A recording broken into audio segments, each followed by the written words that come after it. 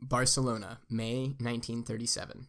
The police attempted to occupy the telephone exchange, which was under the control of the anarchist and socialist workers. In the Catalan metropolis, heart and symbol of the revolution, legal authority stopped at nothing in disarming whatever remained alive, spontaneous and anti-bourgeois. The local police, however, was in the hands of the PSUC. Confronted by an openly hostile power, the proletarians finally understood that this power was not their own, that they had given it to the gift of their insurrection 10 months earlier, and their insurrection had been turned against them. In reaction to the power grab by the state, a general strike paralyzed Barcelona. It was too late. The workers still had the capacity to rise up against the state, this time in its democratic form, but they could no longer push their struggle to the point of an open break. As always, the social question predominated over the military one. Legal authority cannot impose itself by street battles. Within a few hours, instead of urban guerrilla warfare, a war of position, a face-off of apartment building against apartment building set in. It was a defensive stalemate in which no one could win because no one was attacking. With its own offensive bogged down, the police would not risk its forces in attacks on buildings held by anarchists.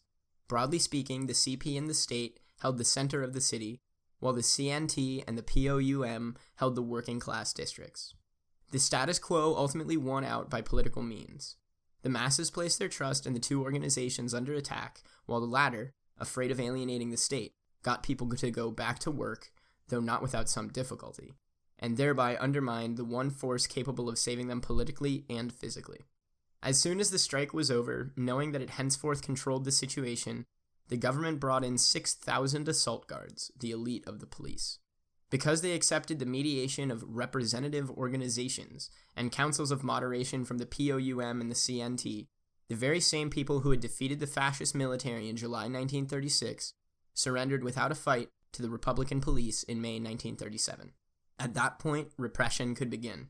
Only a few weeks were necessary to outlaw the POUM, to arrest its leaders, to kill them legally or otherwise, and to disappear nin. A parallel police was established in secret locales, organized by the NKVD and the secret apparatus of the Comintern, and answering only to Moscow. From that point onward, anyone showing the slightest opposition to the Republican state and its main ally, the USSR, would be denounced and hunted down as a fascist. And all around the world, an army of well-meaning, gentle souls would repeat the slander, some from ignorance, other from self-interest, but every one of them convinced that no denunciation was too excessive when fascism was on the march. The fury unleashed against the POUM was no aberration. By opposing the Moscow trials, the POUM condemned itself to be destroyed by a Stalinism, locked in a merciless world struggle against its rivals for control of the masses. At the time, most parties, commentators, and even the League for the Rights of Man came out in endorsement of the guilt of the accused. 60 years later, mainstream ideology denounces these trials and sees them as a sign of the Kremlin's mad will to power, as if Stalinist crimes had nothing to do with anti-fascism. Anti-fascist logic will always align itself with the most moderate forces and will always fight against the most radical ones. On the purely political level, May 1937 gave rise to what a few months before would have been unthinkable. A socialist, even farther to the right than Caballero, Negrin, heading a government which came down hard on the side of law and order, including repression against the workers. Orwell, who almost lost his life in these events, realized that the war for democracy was obviously over. What remained was a face-off between two fascisms, with the difference that one was less inhuman than its rival. Nevertheless, Orwell clung to the necessity of avoiding the more naked and developed fascism of Franco and Hitler. From that point onward, the only issue was fighting for a fascism less bad than the opposing one.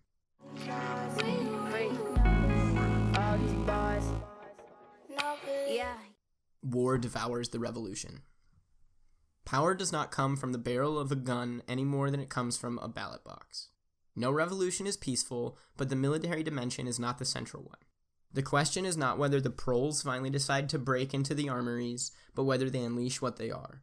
Commodified beings who no longer can and no longer want to exist as commodities, and whose revolt explodes the logic of capitalism. Barricades and machine guns flow from this weapon. The more vital the social realm, the more the use of guns and casualties will diminish.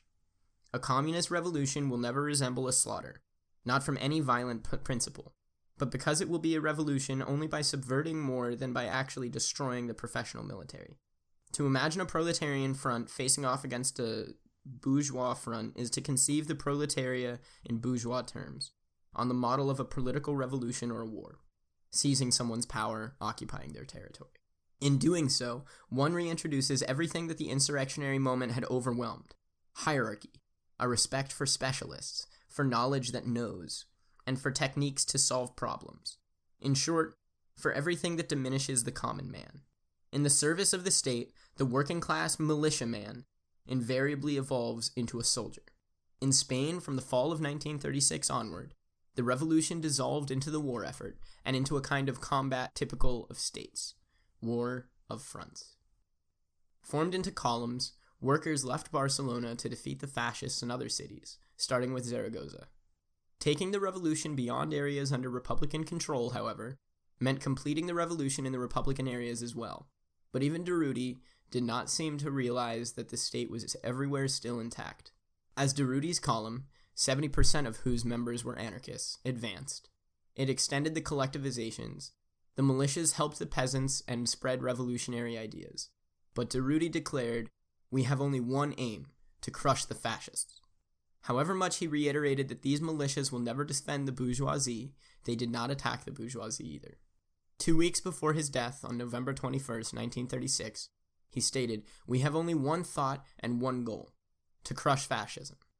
For now, no one should be thinking of wage increases or a shorter work week. We must sacrifice and work as much as necessary. We must have the solidity of granite. The moment has come to call on trade union and political organizations to end their bickering once and for all. On the home front, what we need is administration. After this war, we must not, by our own incompetence, provoke another civil war among ourselves.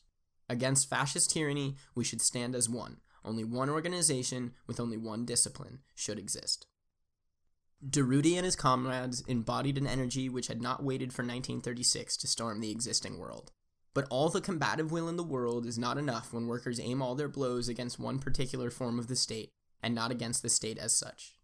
In mid-1936, accepting a war of fronts meant leaving social and political weapons in the hands of the bourgeoisie behind the lines, and moreover meant depriving military action itself of the initial vigor it drew from another terrain, the only one where the proletariat has the upper hand. In the summer of 1936, far from having decisive military superiority, the nationalists held no major city. Their main strength lay in the Foreign Legion and in the Moors, recruited in Morocco, which had been under a Spanish protectorate since 1912, but which had long since rebelled against the colonial dreams of both Spain and France. The Spanish Royal Army had been badly defeated there in 1921, largely due to the defection of the Moroccan troops.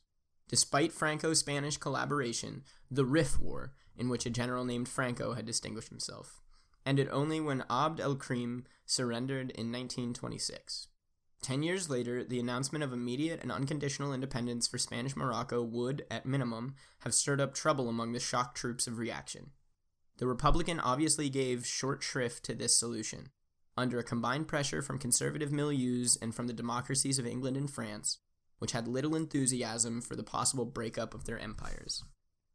At the very same time, moreover, the French Popular Front not only refused to grant any reform worthy of the name to its colonial subjects, but dissolved the Étoile Nord-Africaine, a proletarian movement in Algeria. Everyone knows that the policy of non-intervention in Spain was a farce. 1 week after the putsch, London announced its opposition to any arms shipments to the legal Spanish government, and its neutrality in the event that France was drawn into a conflict. Democratic England thus put the Republic and fascism on the same level. As a result, the France of Blum and Thorez sent a few planes, while Germany and Italy sent whole armies and their supplies. As for the international brigades, controlled by the Soviet Union and the Communist parties, their military value came at a heavy price, namely the elimination of any opposition to Stalinism in working-class ranks. It was at the beginning of 1937, after the first Russian arms shipments, that Catalonia removed Nin from his post as advisor to the Ministry of Justice. Rarely has the narrow conception of history as a list of battles, cannons, and strategies been more inept in explaining the course of a directly social war, shaped as it was by the internal dynamic of anti-fascism. Revolutionary elan initially broke the elan of the nationalists. Then the workers accepted legality, the conflict was stalemated, and then institutionalized. From late 1936 onward, the militia columns were bogged down in the siege of Zaragoza. The state armed only the military units it trusted, i.e. the ones which would not confiscate property. By early 1937, in the poorly equipped POUM militias fighting the Francoists with old guns, a revolver was a luxury. In the cities, they rubbed shoulders with perfectly outfitted regular soldiers. The fronts bogged down like the Barcelona proletarians against the cops. The last burst of energy was the Republican victory at Madrid. Soon thereafter, the government ordered private individuals to hand in their weapons. The decree had little immediate effect, but it showed an unabashed will to disarm the people. Disappointment and suspicions undermined morale. The war was increasingly in the hands of the specialists. Finally, the Republic increasingly lost its ground as all social content and revolutionary appearances faded away in the anti-fascist camp.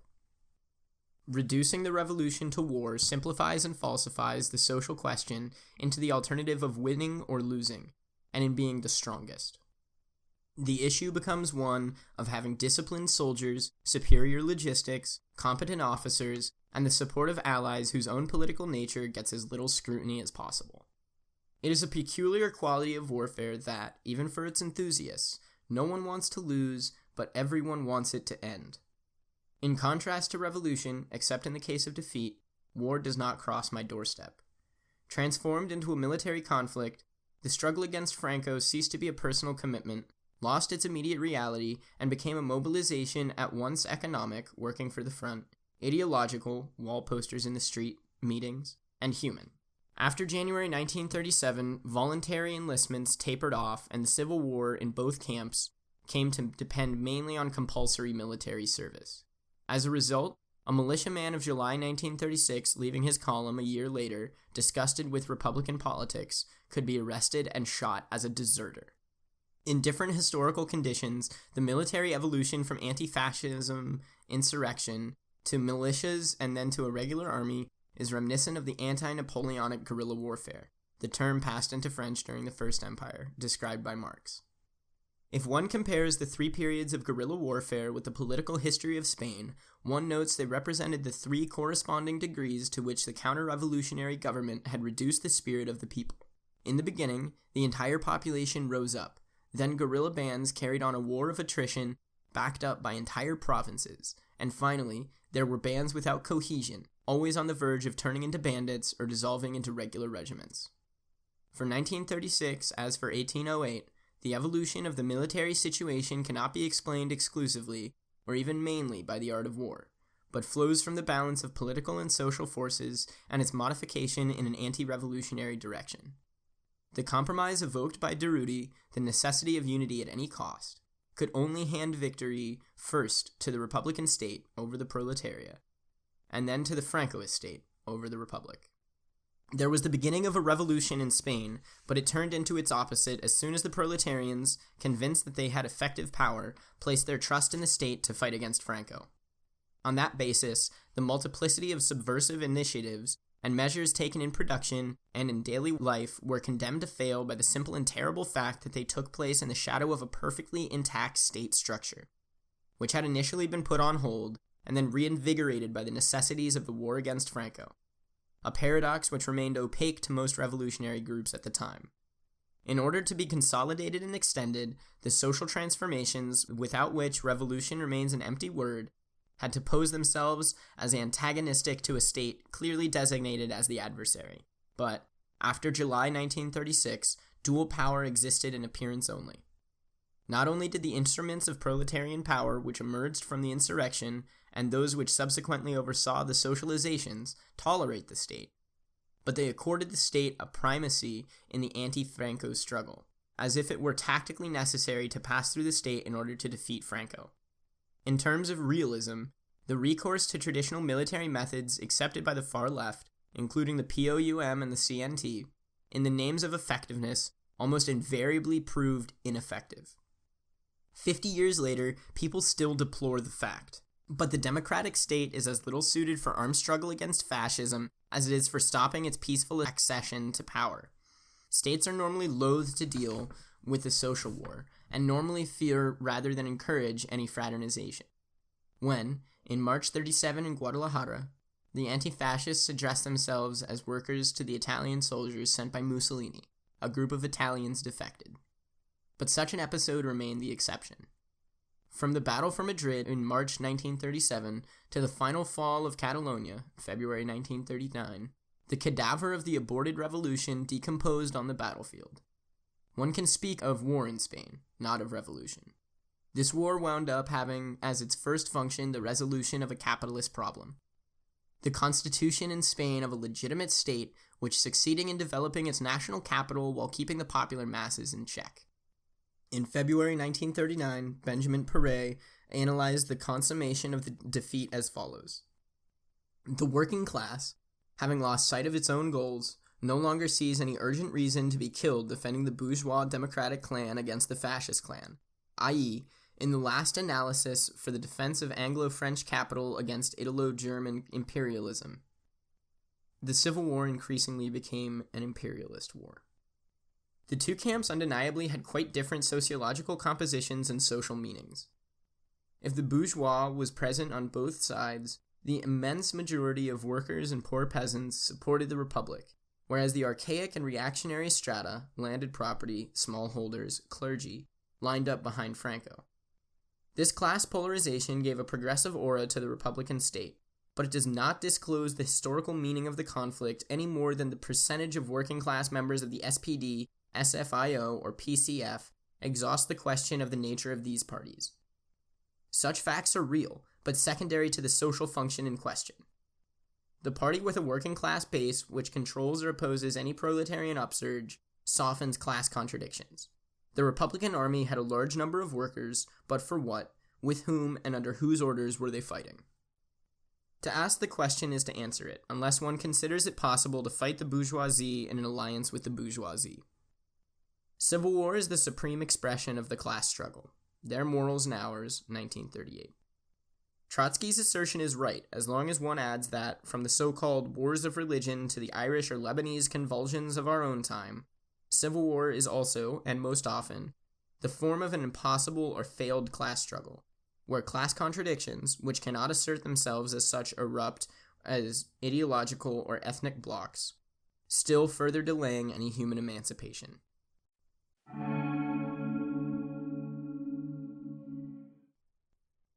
Anarchists in the government. Social democracy did not capitulate in August 1914, like a fighter throwing in the towel. It followed the normal trajectory of a powerful movement which was internationalist in rhetoric and which, in reality, had become profoundly national long before. The SPD may well have been the leading electoral force in Germany in 1912, but it was powerful only for the purpose of reform, within the framework of capitalism and according to its laws, which included, for example, accepting colonialism, and also war when the latter became the sole solution to social and political contradictions. In the same way, the integration of Spanish anarchism into the state in 1936 is only surprising if one forgets its nature. The CNT was a union, an original union, undoubtedly, but a union nonetheless. And there is no such thing as an anti-union union. Function transforms the organ. Whatever its original ideals, every permanent organism for defending wage laborers as such becomes a mediator, and then a conciliator. Even when it is in the hands of radicals, even when it is repressed, the institution is doomed to escape the control of the base and to become a moderating instrument. Anarchist Union though it may have been, the CNT was a union before it was anarchist. A world separated the rank and file from the leader seated at the boss's table. But the CNT as an apparatus was little different from the UGT. Both of them worked to modernize and rationally manage the economy, in a word, to socialize capitalism. A single thread connects the socialist vote for war credits in August 1914 to the participation in the government of the anarchist leaders, first in Catalonia, September 1936, and then the Republic as a whole in November 1936. As early as 1914, Malatesta had called those of his comrades, including Kropotkin, who had accepted national defense, government anarchists. From one compromise to the next, the CNT wound up renouncing the anti-statism which was the raison d'etre. even after the Republic and its Russian ally had shown their real faces and unleashed their fury on the radicals in May 1937. Not to mention in everything that followed in the jails and secret cellars. Then, like the POUM, the CNT was all the more effective in disarming proletarians, calling on them to give up their struggle against both the official and Stalinist police bent on finishing them off. Some of them even had the bitter surprise of being in a prison administered by an old anarchist comrade, stripped of any real power over what went on in his jail. In 1938, a CNT delegation which had gone to the Soviet Union requesting material aid did not even criticize the Moscow trials. Everything for the anti-fascist struggle, everything for cannons and guns. But even so, some people might object. The anarchists, by their very nature, are vaccinated against the statist virus, in appearance. Some Marxists can recite whole pages of Marx on the destruction of the state machine, and pages of Lenin saying in State and Revolution that one day cooks will administer society instead of politicians. But these same Marxists can still practice the most servile state idolatry, once they come to see the state as the slightest agent of progress and of historical necessity.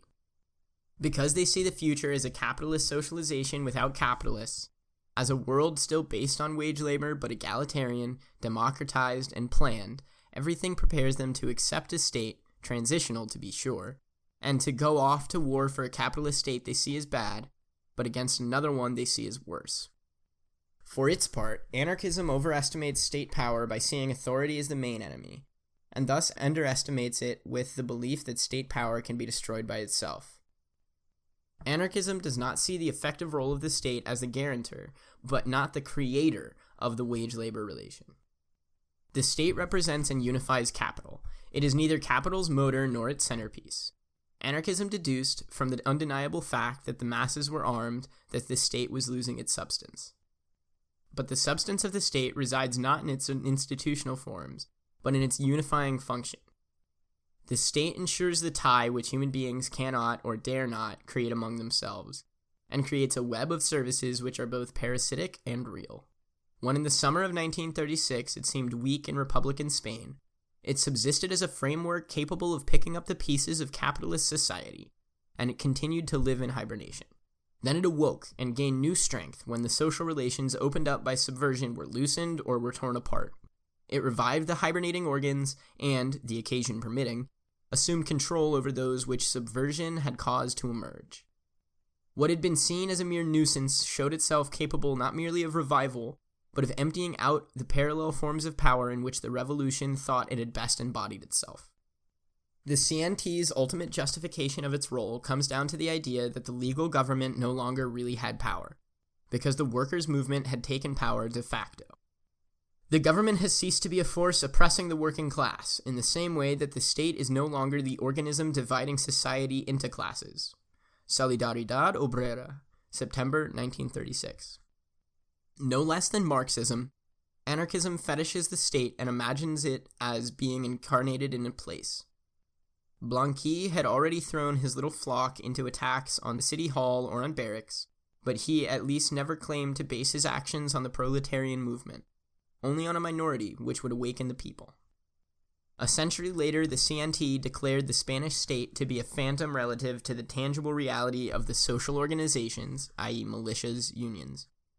But the reason of the state, its raison d'etre, is to paper over the shortcomings of civil society by a system of relations, of links, of concentrations of force, an administrative, police, judicial, military network which goes on hold as a backup, in times of crisis, awaiting the moment when police investigators can go sniffing into the files of the social services.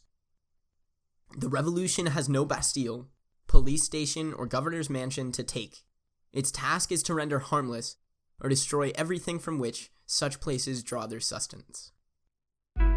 They say talk that talk, walk but please avoid the streets. Lock the jaw, lock the door, avoid the speech. Cause once you speak, bullshit reek like oil leak. The failure of the collectivizations. The depth and breadth of the industrial and agrarian socializations after June 1936 was no historical fluke. Marx noted the Spanish tradition of popular autonomy, and the gap between the people and the state which made itself manifest in the anti-Napoleonic War, and then in the revolutions of the 19th century, which renewed age-old communal resistance to the power of the dynasty. The absolute monarchy, he observed, did not shake up various social strata to forge a modern state, but rather had left the living forces of the country intact.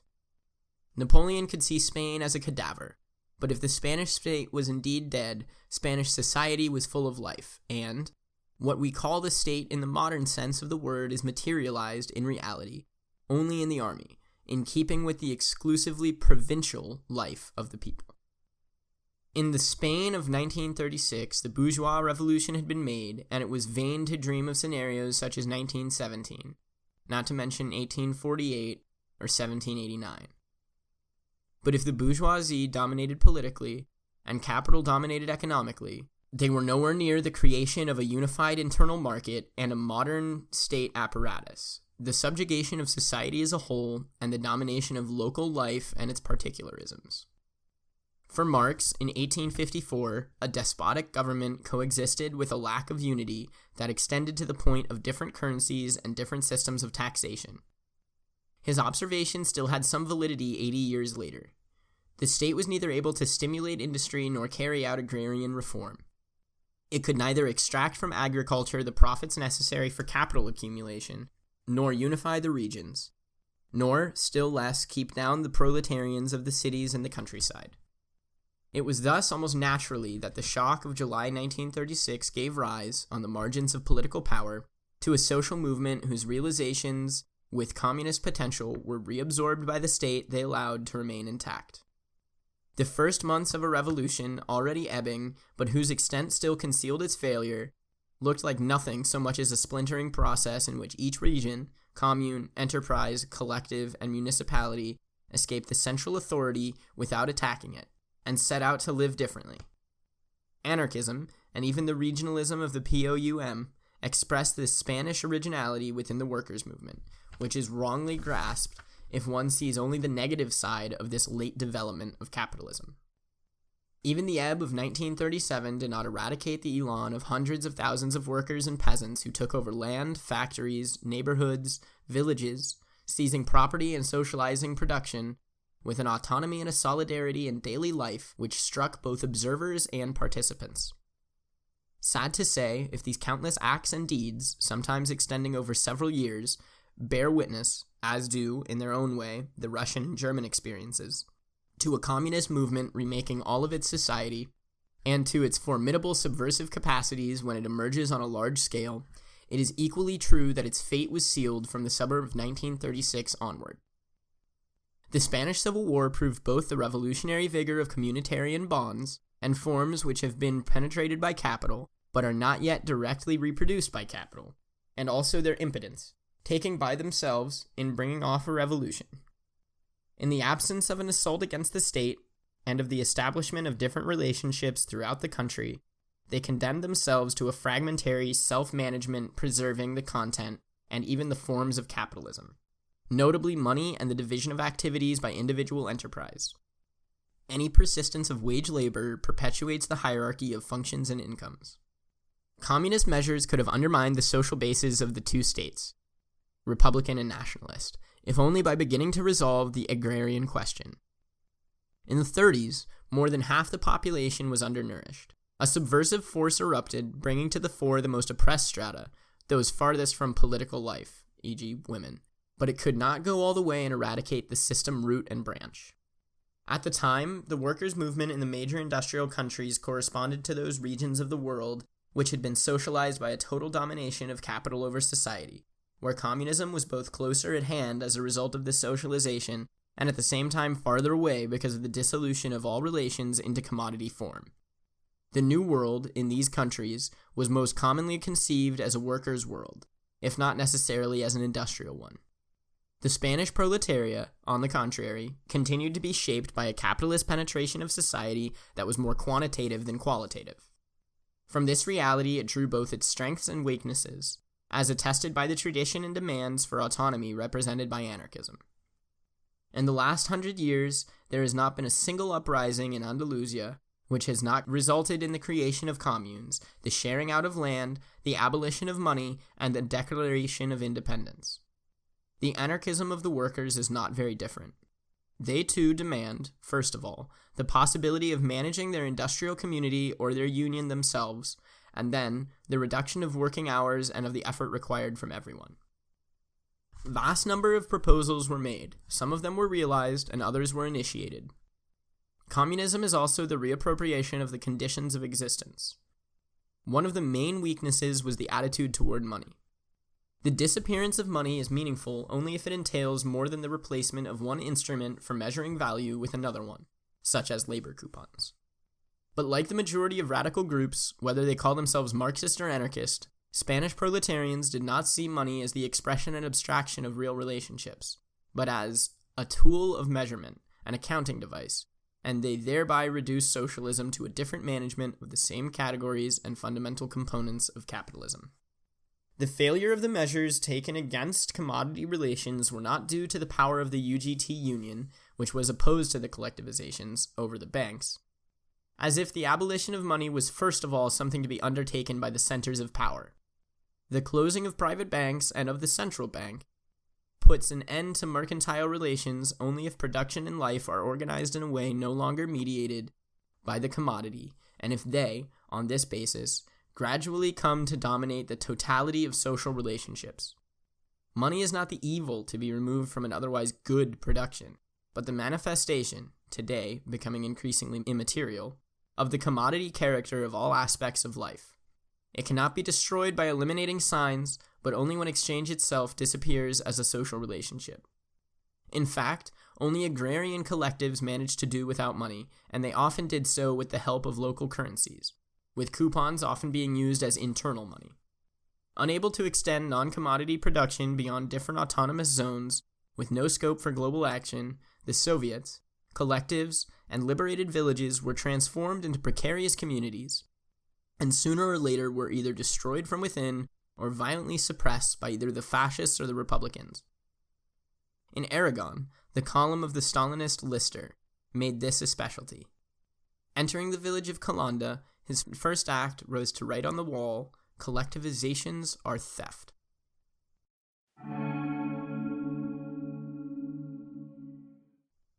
Collectivize or communize. Ever since the First International, anarchism has counterposed the collective appropriation of the means of production to social democratic stratification. Both visions, nonetheless, begin from the same exigency of collective management. But the problem is, management of what? Of course, what social democracy carried out from above and bureaucratically, the Spanish proletarians practiced at the base, armed, with each individual responsible to everyone, thereby taking the land and the factories away from a minority specialized in the organizing and exploitation of others. The opposite, in short, of the co-management of the coal board by socialist or Stalinist unions.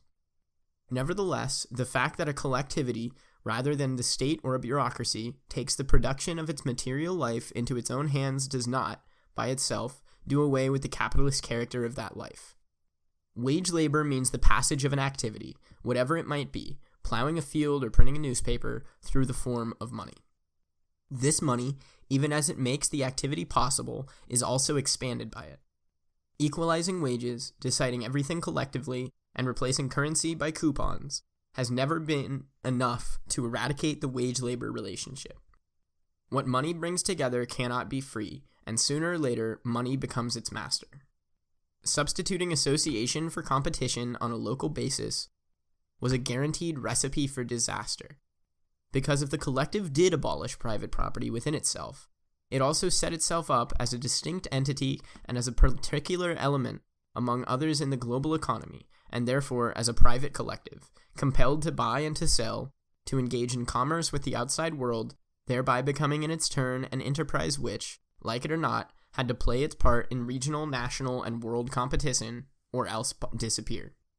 One can only rejoice in the fact that one part of Spain imploded. What mainstream opinion calls anarchy is the necessary condition for revolution, as Marx wrote in his own time.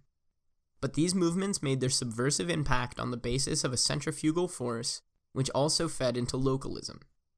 Rejuvenated communitarian ties also locked everyone into their village and their barrio, as if the point were to rediscover a lost world and degraded humanity, to counterpose the working-class neighborhood to the metropolis, the self-managed commune to the vast capitalist domain, the countryside of the common folk to the commercialized city. In a word, the rich to the poor, the small to the large, and the local to the international, all the while forgetting that a cooperative is often the synonym for the longest road to capitalism. There is no revolution without the destruction of the state. That is the Spanish lesson. But be that as it may, a revolution is not a political upheaval, but a social movement in which the destruction of the state and the elaboration of new modes of debate and decision go hand in hand with communization.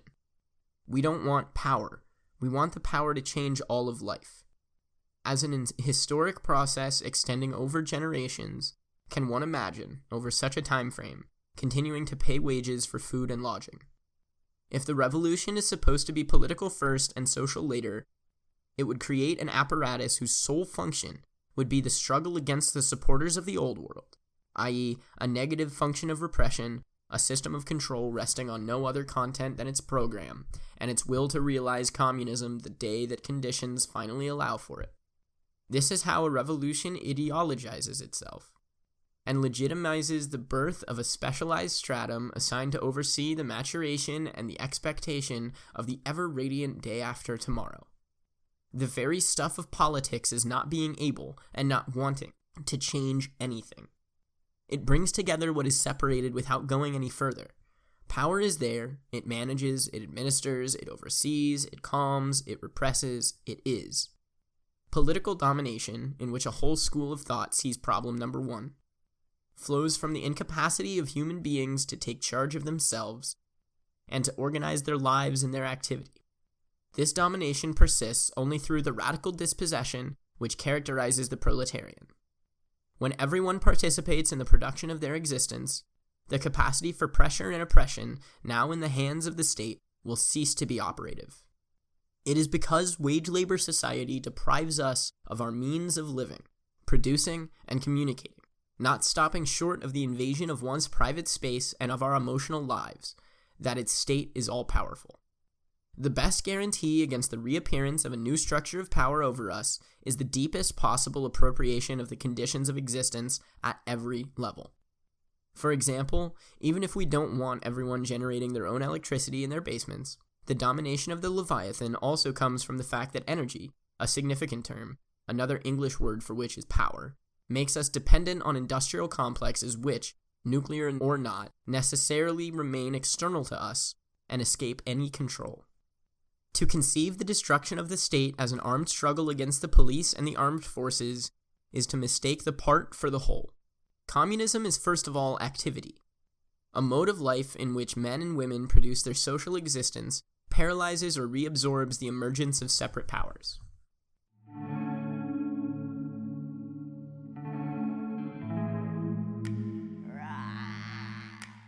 Balance sheet. The Spanish failure of 1936 to 37 is symmetrical to the Russian failure of 1917 to 1921. The Russian workers were able to seize power, but not to use it for a communist transformation. Backwardness, economic ruin, and international isolation by themselves do not explain the involution. The perspective set out by Marx, and perhaps applicable in a different way after 1917, of a renaissance in a new form of the communal agrarian structures, was at the time not even thinkable. Leaving aside Lenin's eulogy for Taylorism and Trotsky's justification of military labor, for almost all the Bolsheviks and the overwhelming majority of the Third International, including the communist left, socialism meant a capitalist socialization plus Soviets. And the agriculture of the future was conceived as the large landholdings managed democratically. The difference, and it is a major one, between the German Dutch left and the Comintern on this question was that the left took Soviets and democracy seriously, whereas the Russian communists, as their practice proved, saw in them nothing but tactical formulas.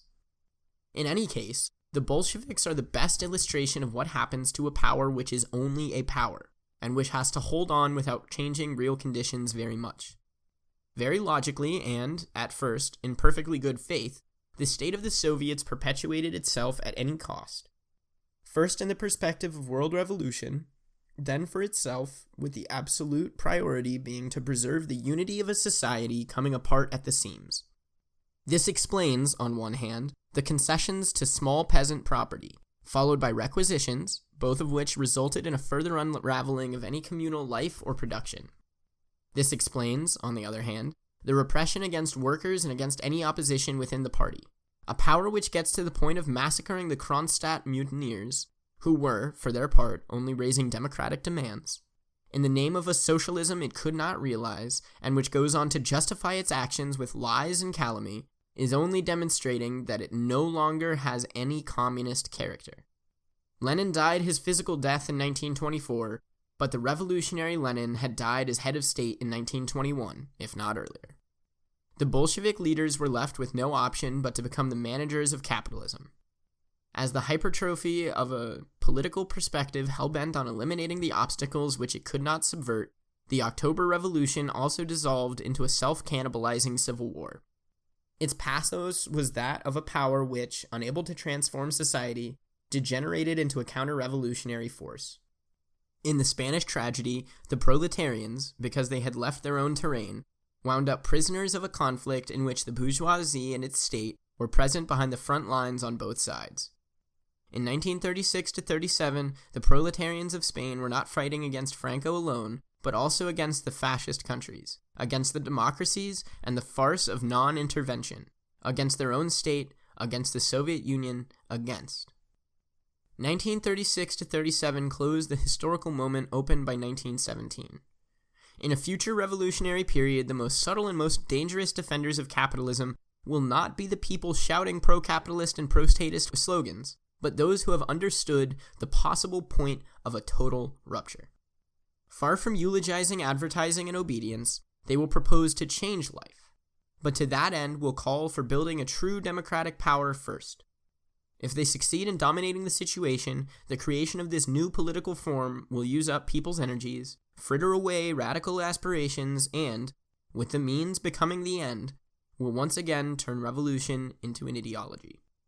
Against them, and of course, against overtly capitalist reaction, the proletarians' only path to success will be the multiplication and coordinated extension of concrete communist initiatives, which will naturally be denounced as anti-democratic or even as fascist. The struggle to establish places and moments for deliberation and decision, making possible the autonomy of the movement, is inseparable from practical measures aimed at changing life. In all past revolutions, the mode of activity has always remained intact, and the only issue has been a different distribution of this activity and a redistribution of work among different persons. Whereas the communist revolution is directed against the mode of activity as it has existed up till now, and abolishes work and the domination of all classes by abolishing classes themselves. Because it is carried out by the class which is no longer, in society, considered as a class and which is already the expression of the dissolution of all classes and all nationalities, etc., within society itself. Marx, The German Ideology, 1848 through 1846.